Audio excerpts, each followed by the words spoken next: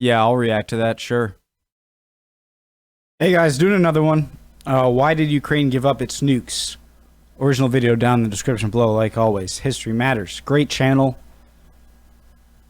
So Ukraine must have had nukes left over after the breakup of the Soviet Union, much like, I believe for a little bit of time, Kazakhstan was technically one of the big nuclear powers right after it got out of the USSR, because the Soviet Union had so many nukes, and that was part of it. It was in that territory, and obviously they kept a lot there. So, yeah, let's see why. Most countries that have nuclear weapons went to a great deal of effort to acquire them, and so the odds of them ever willingly giving them up are pretty slim, with some notable exceptions. So when you're a brand new country like Ukraine in 1991 and you've just been handed the third largest nuclear arsenal in the world, and thereby a boatload of clout, why would you give it up? Why did Ukraine disarm its nuclear weapons? So, to begin, when the USSR came down with a mild case of collapse, things like the Armed Forces Administration and its industry were mostly divided up by whatever happened to be within the nation's new borders. And for Ukraine, as well as Belarus and Kazakhstan, this meant that they got to keep the nuclear weapons that the previous Soviet government had left on their soil. Now, when the USSR collapsed, there was a lot of discussion amongst the nuclear powers about how these new nuclear states would be treated, and importantly, how to get them to disarm. Belarus and Kazakhstan quickly made it clear that they didn't want to keep these nuclear weapons, and so they asked for help in getting rid of them. Yet, when it came to the subject of nuclear disarmament, Ukraine's new government wasn't saying much, and it became clear that its leaders were clearly thinking of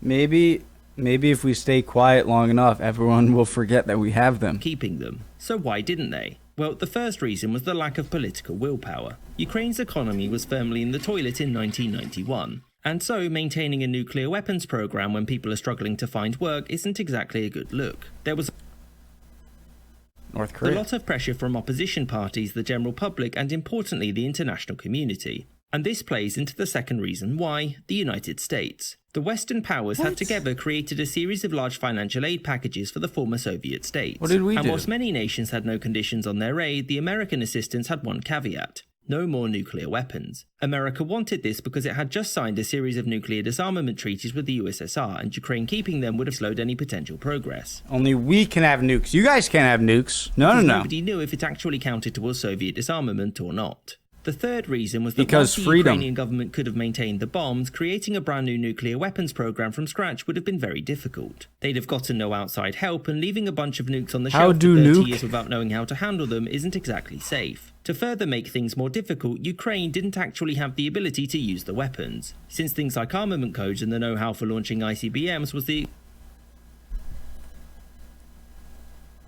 missiles are complicated. Water's wet.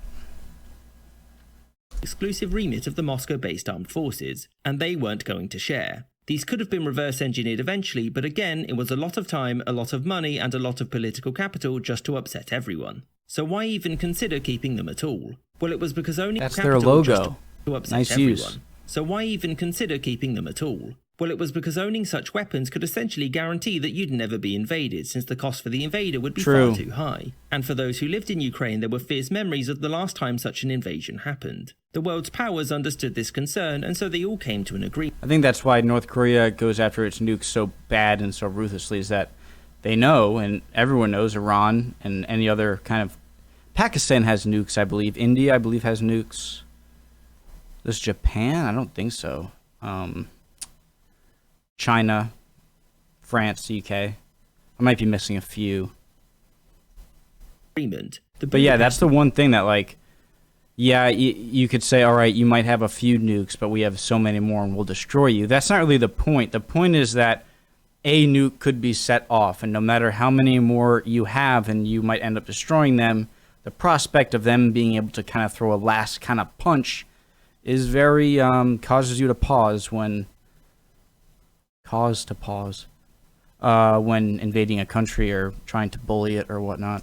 Memorandum. This saw the USA, Russia, and the UK all agree to mutually respect the territorial integrity of these three states in return for their nuclear disarmament. This wasn't a defensive treaty, just a promise to agree that this was Ukraine and that the powers involved wouldn't use military or economic actions to destabilize it. The Ukrainian government accepted this and that sweet aid money quite happily, because its primary concern was that the United States would use economic sanctions against it, which this treaty protected against. with the backing of Russia, whom the Ukrainian government saw as a steadfast friend, since their only major post-Soviet disagreement by this point was about basing rights in Crimea, which fortunately would be sorted out pretty quickly and would never ever come up again. I hope you enjoyed this episode and thank you for watching with us. Great episode. That was even quick for like 3.5 minutes. Awesome episode. Special thanks to my Patreon. Like always, great channel. Go check him out. Might pop out another one today, guys. Very, very cool video, though. Glad I decided to watch that.